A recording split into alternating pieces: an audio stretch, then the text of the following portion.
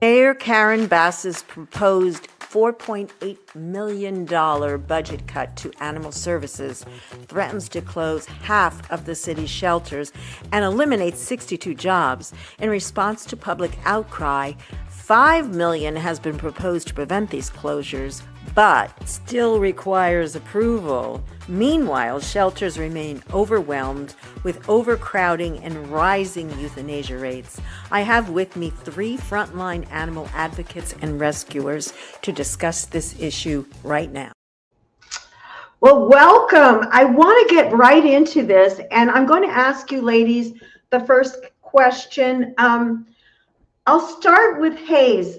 Thanks for being here. Hayes, why, after the mayor said that she confirmed that there is $5 million set aside that will be used for the animal shelters, why are people so worried right now that that's about that going through? Can you address that? So I'm Hayes. I'm from Take Me Home Rescue. I'm also on the Board of Social Compassion and Legislation. I believe we are worried because it's not just about money. It's about leadership. And we've had a lack of leadership. I believe you could give them $30 million and they still wouldn't know how to properly spend it. They've had a surplus in their budget last year. They did not spend all their money. So it's not all about money. Yes, money's a big part of it, but we need a different type of general manager. We can't keep making the same mistakes because the lack of leadership, you could give them all the money in the world and it's not going to make a difference. Simone, did you want to weigh in on that? Yes, I'm Simone Reyes. I'm an animal rights activist. I'm also on the Board of Social Compassion and Legislation. And what Hayes said is absolutely true. The issue, of course, money is very important, but the truth is that animals that are getting rescued and are making it out alive is really no thanks to what's going on in the shelters. It's the private, small rescues who are doing all the work, carrying all the load, and spending all the money. So we are in a crisis because of mismanagement. These are very adoptable, young, wonderful animals that are being euthanized in horrible numbers for literally no reason. And so, having money set aside, okay, that's good, but without knowing how to manage it and actually putting the animals first, we are going to stay in this crisis and it's going to continue to get worse. Thank you for weighing in on that. I actually have a clip related to what you're saying about management. I'd like to play this clip right now. So I do think the city is about to make the same mistake they've been making for the last 30 years. They're going to find an outside search committee that's going to look for a new director, and they will only consider people that have run a large city animal services before. That's failed 30 years in a row. I do think that we all need to implore our city councilmen and write letters to the mayor, directly to the mayor, not to Jackie. Judy's the best person for this job. Yes! No, she absolutely is. And the last go around when Karen took over as the mayor, Antonio Villaraigosa, Cardenas, myself, half a dozen people wrote letters to the mayor. The problem is the mayor had nothing to do with the selection process. We cannot allow that to happen again. And I've actually spoken to her about it. We all need to press on the city councilman and on the mayor to not do that. It's a failed process. They've proven it. Judy has never run.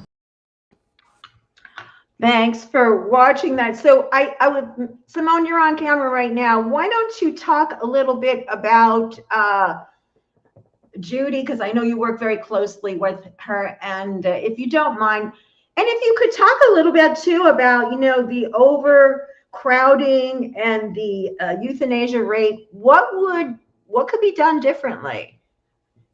Well, first of all, I believe just giving power into the people that are already doing all the work, which is the rescues, bringing back the volunteers that have been let go for, again, no good reason. Basically having shelters work as a triage. where medical is provided, where foster homes are vetted, and not what it is now. On so many levels, you know, it's really just a place where animals wait around for a bit and then they die. And it's Right. horrific. And so right now, yes, you mentioned Judy Mancuso. So many of us do believe that when her name was floated around, even though she doesn't have direct shelter experience, we actually saw that as a good thing because so far, so many of the people that have the shelter experience have failed. And I think that at this point, we should run the shelters like you would any large business, and try, you know, the animals are the ones that have all of the value, and the rescues have all of the value, and start making it so that those are the ones that are supported versus what's happening now. So Judy, So you know, it you're would be a saying 12. small independent rescue organizations, Are that doing would be the lifting. answer. They are. And you need to have people in power who recognize that and understand that, you know, the rescues are already completely overburdened, and there are no foster homes and there's no money, and it's a crisis. But at the end of the day, they are the only hope at this point for animals to get out. Okay, great. I'm going to ask the same question of Hayes and let you answer, because I know you work also with Judy Mancuso at Social Compassion in Legislation. So please go ahead and talk about that if you would. So the first go around, I don't know if people remember, but we did a lot of rallies for Judy Mancuso. Could you talk a little louder? I'm having a Oh. little trouble hearing you, if you could. So we originally pitched Judy Mancuso the last go around when they were looking for a GM. And Mayor Bass acknowledged us, but never met with Judy. And the reason why we want Judy is Julie is a policymaker. And without policy, without keeping the animals from ever entering the shelter, you are doomed to fail. Once they're inside the shelter, honestly, these animals are screwed. And it's just the truth. You cannot adopt your way out of this. We have a saturation problem. And Judy believes in spay and neuter, which is the only solution to animal overpopulation. And also responsible breeding. Hey, listen, guess what? We don't want to do rescue. We want responsible breeders. We want to get out of this business. We're not making money in it. We want to get out. But there has to be policy, and there has to be responsibility to the public. And Judy would be brilliant at that. That is what she is the best in. And it's really unfortunate that Mayor Bass never took the time out to really listen to somebody that's making laws happen that other states are actually replicating. So Right. That's why we wanted Judy. And if it's not Judy, they should listen to her and get her input on a GM. Bring her in as an advisor, right? Exactly. An expert advisor, that would work. Sure, I'll bring you in a moment. But just to kind of emphasize for people that don't know about this, I'll play this little clip. She says, most importantly, LA is a kill city. When a dog gets youth listed, they'll take a dog off the website. They'll put them in the back where they're not available to public view. So they're setting this dog to die and then giving them the littlest chance to get out of the shelter as possible. How many dogs a week would you say get euthanized that shouldn't be put to sleep? At like South LA, I know weekly it could be 5 to 10 dogs are getting euthanized. Wow, that is so shocking. Shira, I'm going to bring you in. I think you were at the protest, correct? The other day? Yes. Okay, Yeah. great. I was there too, and I didn't see, we probably crossed paths and didn't see each other. I want to go back to that for a moment, because I want to pedal back a little bit to, like, suddenly, first of all, the mayor was saying, and this is a little bit where we were talking about a little earlier, how the mayor backpedaled. First, she was saying that she wanted to cut the budget by 4.8 million, and then there was a big protest, and I want to show a little clip of that. real quick here, folks.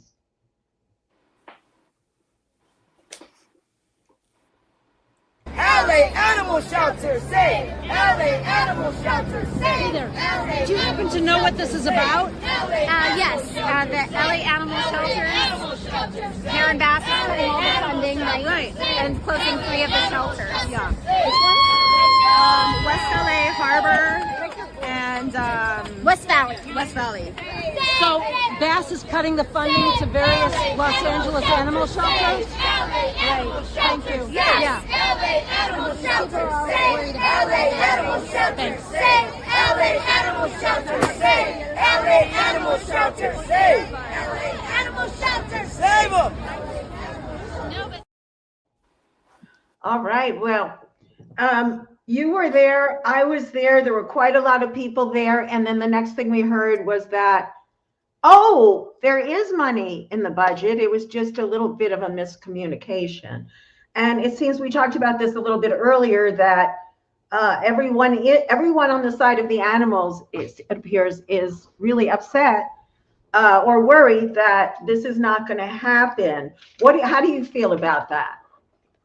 I think that it could have been premeditated, but I think that if she actually was earmarking money for LA Animal Services in the unappropriated funds, she would have done that. She would have known to do that. I think that she saw all the outrage and then she said, oh, no, I'm setting aside money. But I also think whether it was premeditated or not, it's brilliant because then it makes everyone go, oh, thank God she's not shutting down 3 shelters. But it takes us away from the whole point, which was we need more money. And, I think she does these mind games. She's constantly backtracking. She's constantly gaslighting everyone. She doesn't see the shelter as a priority. It's very clear. So do I think she initially was going to give that $5 million? No. Do I think she still will? I don't really believe anything she says anymore. I don't really think, her word means anything. I don't know if that answered your question, but yeah, it's good to get your perspective. We were talking a little bit earlier with the other 2 guests, and their feeling is, I don't want to speak for you, and you can jump in a moment here, that it's the mismanagement aspect of it. So let's just let's go ahead and go around about that and what Shira just said. Let's kind of see what your reaction to that, you guys. Hayes, go ahead. About what Shira just said?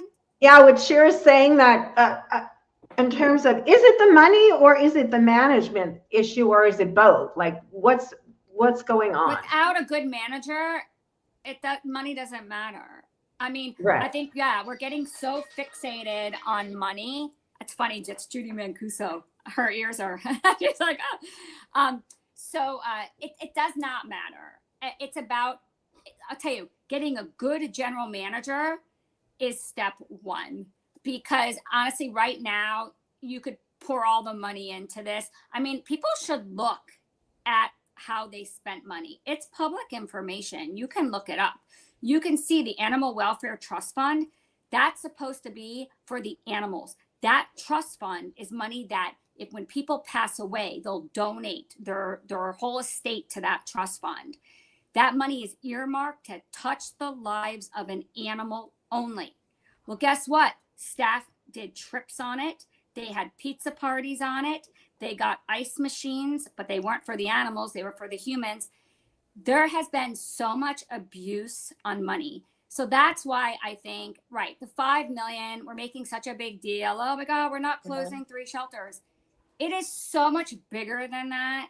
And again, it's all about a general manager. And then, it's about money. Absolutely. Okay, so I have another question, and anybody can jump in on this. And it just came to mind, like, if we did get a new manager, a good representative that is going to go in with a whole new perspective, would she be able to work with or he be able to work with Mayor Bass, or is that going to be problematical? Who wants to take that? I mean, okay, go ahead, sure. Oh, I was just gonna say, I mean, I think that Mayor Bass and her office, and you guys can tell me if you disagree, have no idea what they're doing. And I think that somebody that comes in would just lead the charge. So I think that as long as they appointed somebody that really knew what they were doing, not another repeat of the past ones, then yeah, they would see that changes are actually being made, that people are actually happy, and then it would benefit them. They would look good under their reign as mayor, because right now she's not looking good. And also, just to touch on what Shira's saying, it's a really good question that you just asked about, well, how is it working with the mayor? You're right. And if Mayor Bass, if Jacqueline Hamilton, who runs our department, ties the hands of the new GM and doesn't allow them to speak the truth and to say we're in a crisis and to say, hey, we're killing these amazing animals and we don't want to, and to get a super good PR team, because it is about PR, then you're right, it doesn't really matter. Because if she ties a great GM's hands, you're right, nothing will change. And that GM will just quit. Well, we would need to have a GM that was going to insist on telling the truth. A GM that cares. Depends on the mayor's office. Right? I mean, it is. If the I mean, so do you think the public's influence can, like, in this situation, it was amazing to see. I was at the protest, how many people showed up. I know all of them, don't all necessarily follow the same philosophy or were there for exactly the same reasons. But the fact is, it did make her speak up and change her tune a bit. At least that's from the outside. That's what it looks like to me. So do you think that in this case, if you have the public backing, that would give a new general manager? Because it seems like everyone sort of agrees of what's needed, a better system, a better manager. And is that critical? Because we want the people who are watching to, the main reason to have you guys on is, what can we do to help save the animals? So who wants to address that, if you don't mind?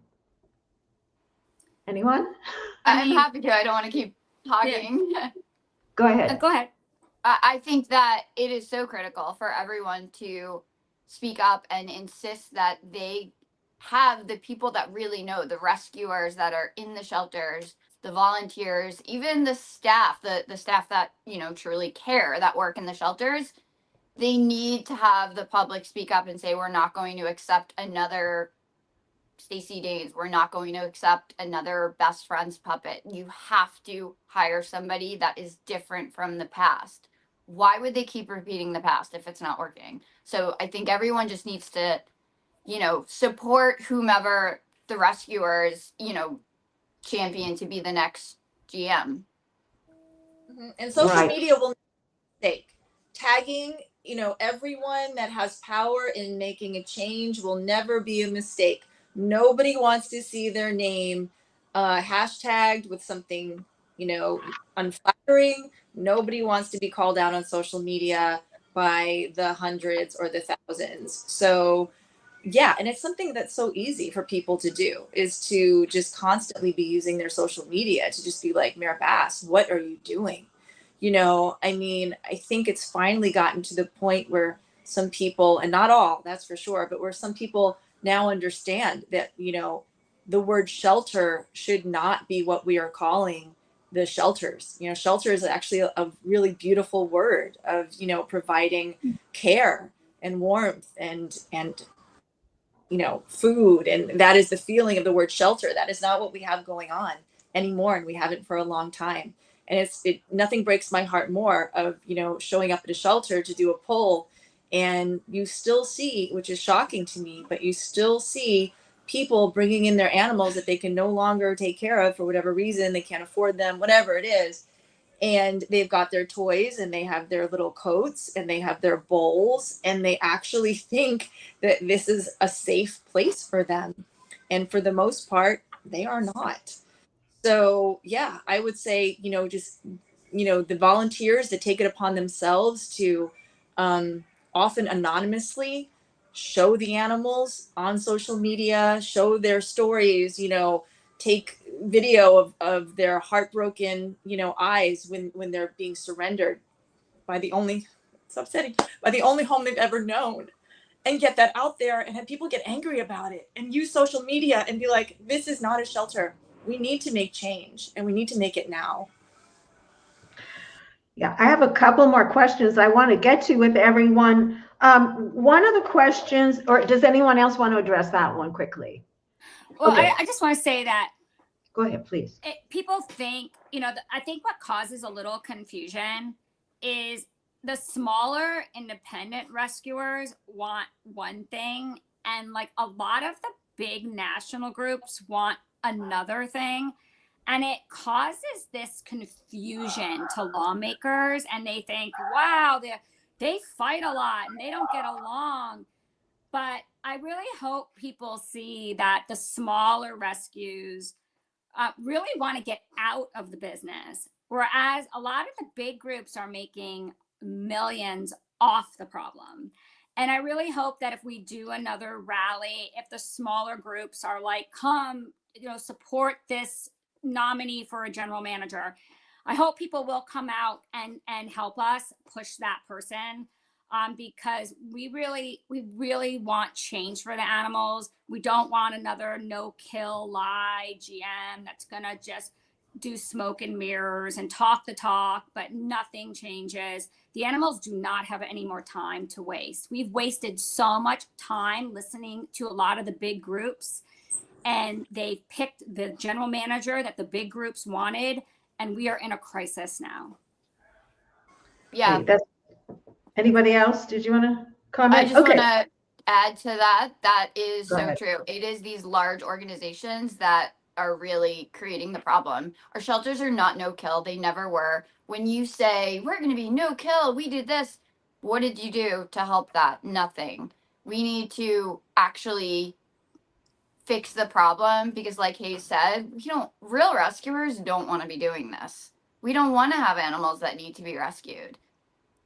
Right. It seems like it's works better on a grassroots level, but we do want to say that some large, and I know you're not referring to this, Hayes, but like PETA, we love PETA and other large organizations. We love but you're PETA. talking about something completely different. It's more of PETA a rocks. bureaucratic, I think you're saying, right?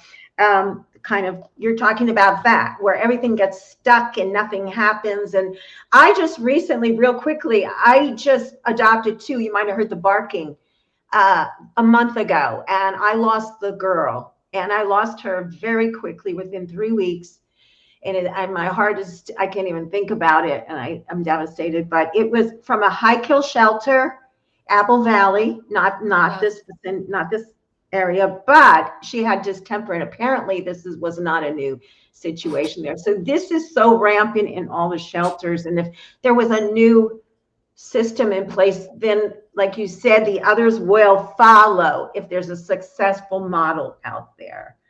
What do you all think about the spay neuter?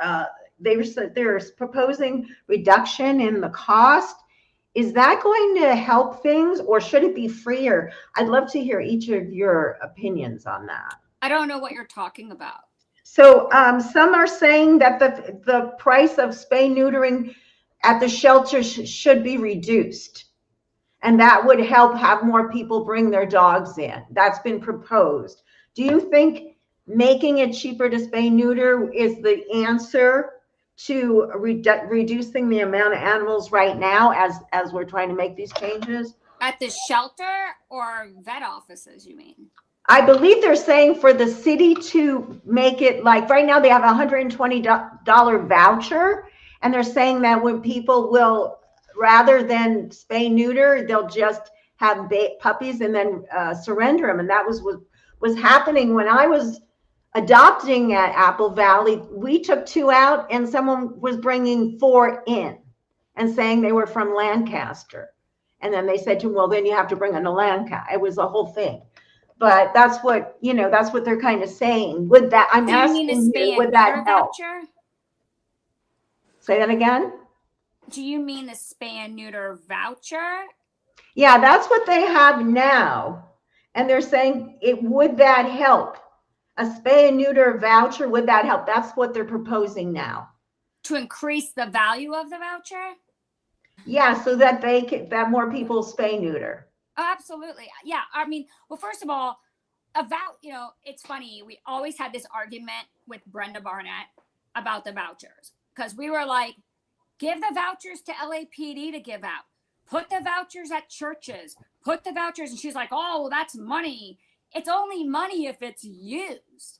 And Yeah. the problem is for LA, people are not using the vouchers. So absolutely, I'm for having less vouchers and increasing the value of the voucher so more people redeem them.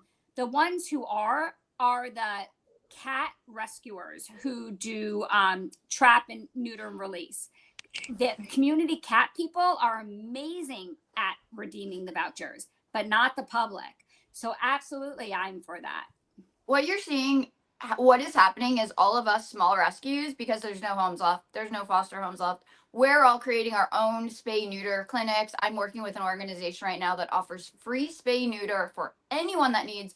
If these larger organizations truly wanted to fix the crisis, they would focus all of their energy into spay neuter everywhere. There should be free spay neuter to everyone that needs it, or low cost, and enforcement on the law. You have to spay and neuter your dog. Enforcement on you can't breed. You can't be on Skid Row openly breeding your dog, having puppies, and animal control comes and gives them supplies. Those are the only two things that will solve this crisis: spay and neuter and enforcing already existing laws. And for some reason, they're not focusing on that. And that is the only thing that will save us.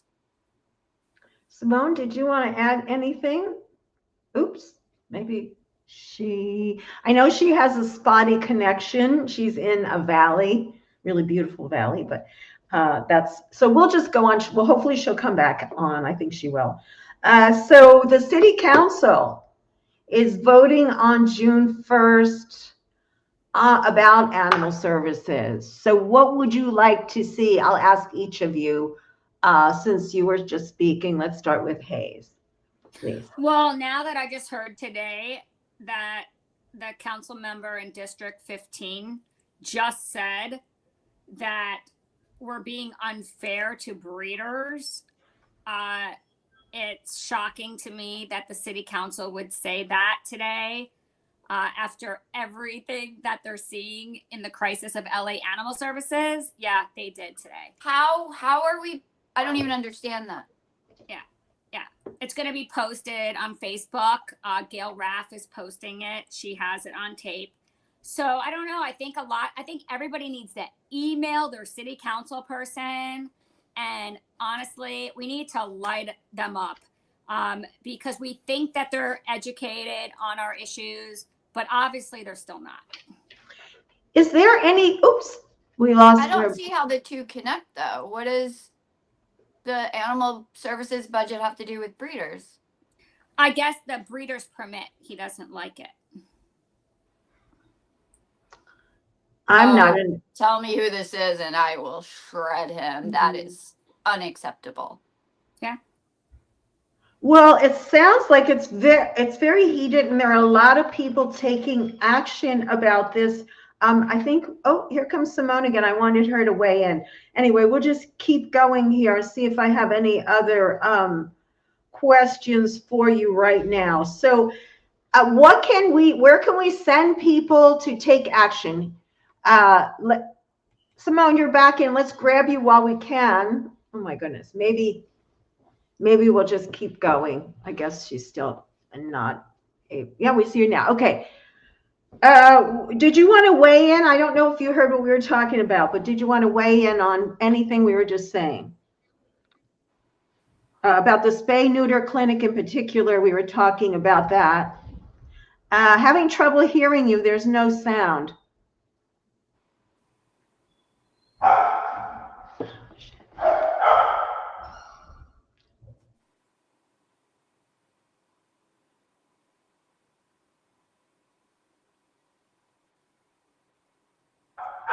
Well, I'm sorry you're going to hear. Can you quiet the puppy? I wasn't lying about the puppy. We can't hear you, Simone, so I don't know what to do. I don't know what to do. Anyway, where we left off, I'm getting myself a little confused here. Okay, what do we want people to do right now? I'm going to ask each. I'll go start around this way, and then what are the best steps to take for people that are concerned?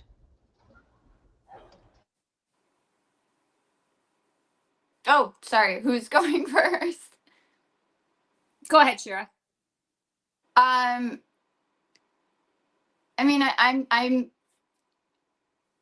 didn't know that city council person said that, so I have to watch that. But Me too. especially if that's true, Me people too. need to be very vocal that our city council, our mayor, need to listen to us rescuers and need to not make the same mistakes they've been making. And I can't wrap my head around the breeder thing, I guess. Still, maybe Hayes can shed more And light I on think that. too, I know city council's a pain for people to go to, but it really is the most effective. And remember, these people work for you, and we have to kind of think of that. We get really timid and people get scared. No, they work for you. So if you have time to go to a meeting, and even if an animal item is not on the agenda, there's public comment. Keep it always in the forefront. We have to keep our issues on. There's a lot of people fighting for their issues, and the animals only have us. So we have to make sure that we're always in their ear. And so if you can go to a council meeting, please go. Yeah. Yeah, there was a ton of people at the rally, which was amazing to see. But there weren't as many in the town hall meeting. And I mean, it was a long day. It was a very long day, not gonna lie. But yeah, I think Hayes is right. The next one, if we got that room filled with people, I think they'll realize that they have to listen.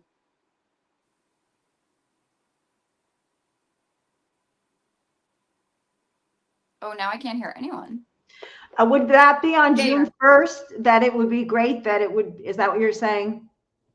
I don't know when the next one That's is. what they're voting They on have it. them all week. There's like 3 a week, or They don't always allow public comment, though, do they? Yeah, but yes, you're always allowed public comment. You're Oh, always allowed on that mic, and animal people to just pop in and be on that mic as much as possible. Simone, do you want to see if your vocal's working? Nope. We can't hear you. I'm sorry. I don't know what's going on. You're definitely not muted on my end. Okay. But is there anything, actually, we've run out of time, believe it or not, we've been over our time. Is there anything that we haven't covered that's important? Shira, I'll start with you. I think just really people making their voices heard, that things need to change. We can't keep repeating the cycle because, a lot of rescues are going under. I have no more foster homes. There are no more homes. Like, we said this would happen.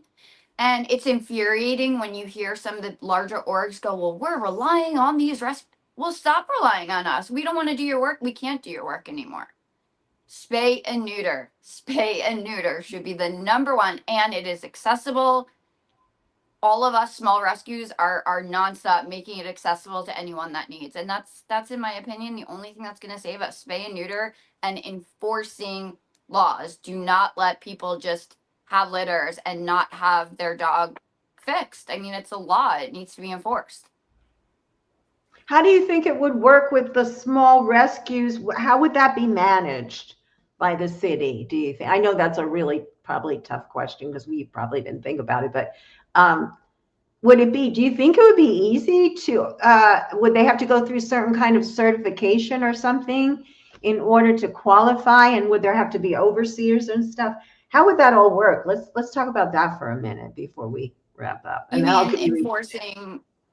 Like, how would they make sure that it doesn't go awry as many things do? I know all the smaller rescues that I know of are amazing, but I also know that there are some groups out there that call themselves sanctuaries, rescues, etc., that are not in the interest of animals, how would that be vetted? Or do you see that as problematical because it's just in a smaller city thing? Do you think that might not be a problem? No, that's part of the problem is that they know who these rescues are that are trafficking puppies in from puppy mills. They know, you could see on the street on Skid Row. I mean, actually, it's not just Skid Row anymore. It's on so many streets. There are homeless people, breeding their dogs. So if we had animal control officers that worked with, LAPD when needed to actually, enforce the law to not let them breed in open daylight, to make them spay and neuter, or relinquish. I mean, really, a lot of these dogs on the street are treated horribly. Then we can make so much progress. There are breeders that continuously dump litters at the shelter, and no one asks where the mother is. No one goes and does any follow-up. There are just so many things that could be done to control this crisis. There's so much. Well, thank you. I mean, it sounds like you guys are all in agreement. Let's oh my goodness. John, are they okay? I think my big dog might have taught him a lesson. Yeah, I think so. Really didn't hurt him. But anybody else on that one? I think Hayes. Simone, unfortunately, I don't know if we can hear you, but I know you have a lot to offer, and I'm so sorry we can't get your input. It bums me out, really. This is a little bumpy, but it's so important. We're just going to keep going. So let's keep going. I'm sorry about my dog. Basically, it's a scary time. I've been doing rescue for way too long, and this is a scary moment because I do feel we are saturated. I do. People are not finding fosters for cute, perfect little dogs. Usually the big ones are hard. Now the little ones are hard. The shelter is dumping cats back on the streets. They're literally at night taking them out of the shelter and dumping them back onto the public. It's like Mad Max. And how would we find out about? I mean, that sounds so outrageous. Not that No, they admit it. They admit it. Yeah, you can listen to the commission meetings. They admit doing it. It's going to take a lawsuit. What's the justification? They think they survive out there better? They maybe because every cat's a community cat now to them. And basically, if it's a stray, they'll put it back on the street. So we are there now. We're in a place that you never thought we would be, where we're dumping animals back onto the streets. We're not taking them into the shelter. We can't find fosters. I mean, this is it. And without really the city coming together and the general manager coming together and really having community effort and really enforcing laws. I mean, social compassion and legislation did the spay and neuter law for the city. We did it. They have it. No one's enforcing it. Yeah, we have a breeder's permit. No one's enforcing it.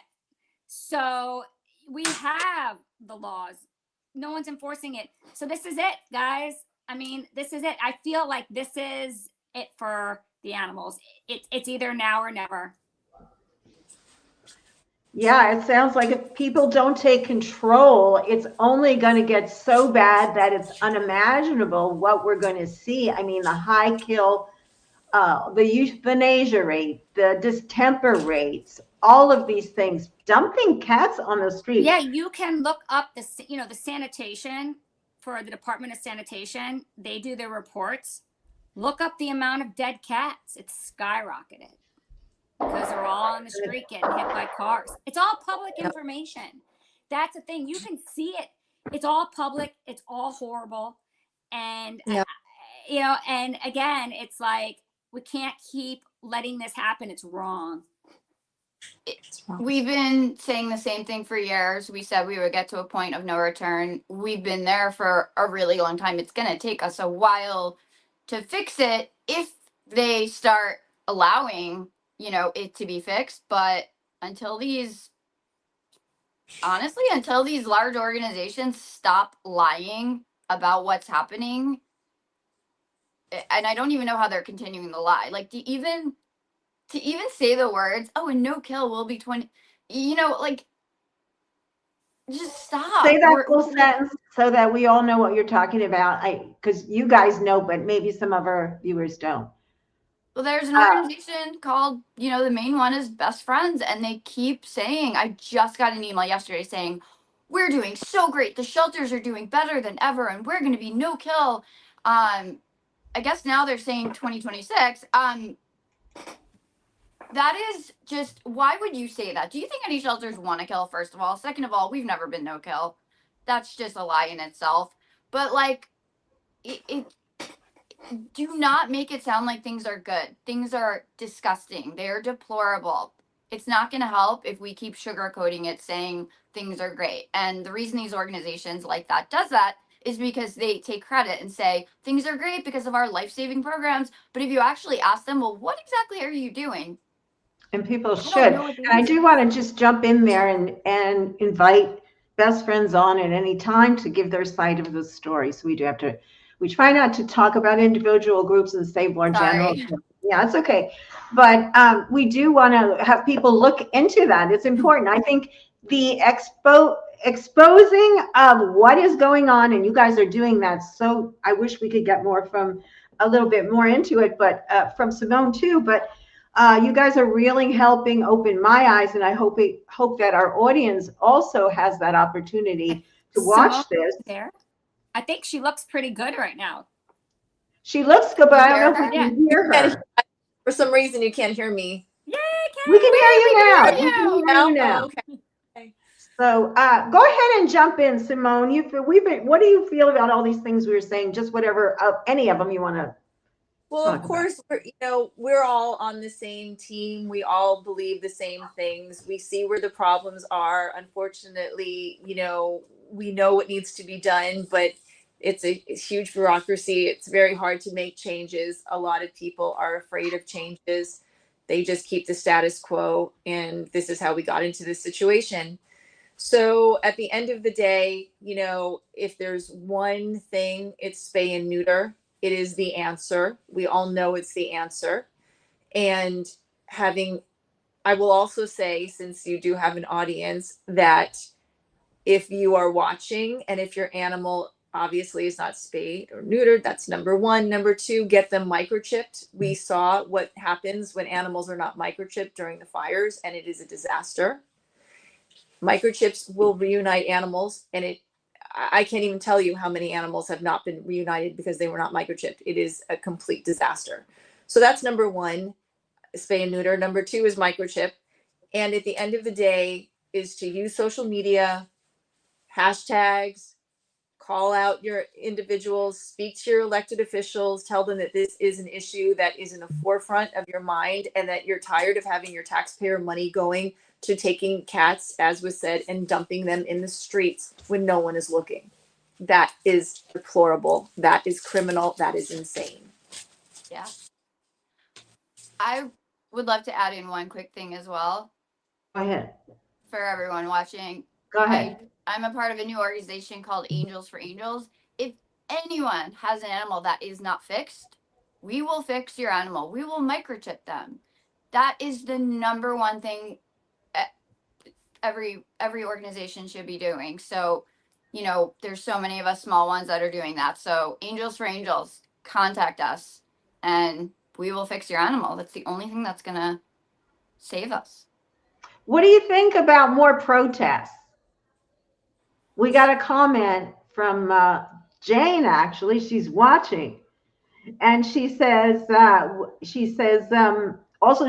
I said this already, we invite any organizers mentioned in this live show anytime to weigh in. So we want to repeat that again. But she says we need more protests, and we need local TV investigators that can do this deep investigation that we can't, unfortunately, on this network because we don't have a legal team, and that's why we have to be very careful. But is there anything else we want to talk about before we go? I want to give everyone one more shot around if there's anything we missed I want to make sure we cover it. No, So. I think microchipping is huge, but you have to make sure to register your chip.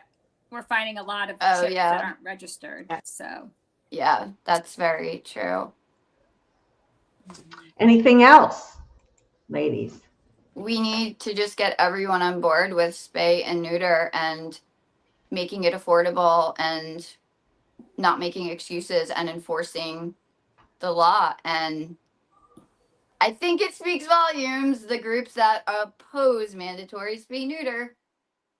I think that everyone should be in favor of mandatory spay neuter if they truly want to solve this crisis. Yeah.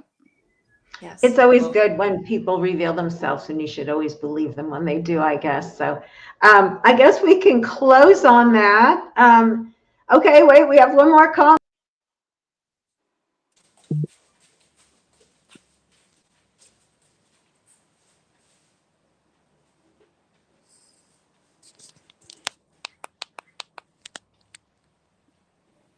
Did we lose our host? We lose the host. No, we're all just here. I'm back, and we just want to we're not giving up here. This is like the people, you guys fighting this cause. And Jane says 66% of people have companions. That's true. It's a huge, powerful demographic that holds lots of political sway. So Mary Beth would be smart to transform animal services. And again, we're saying Judy, right? Judy Mancuso for general manager here. Or at least advisor, yes. Yes, or play a strong role. Yes, absolutely.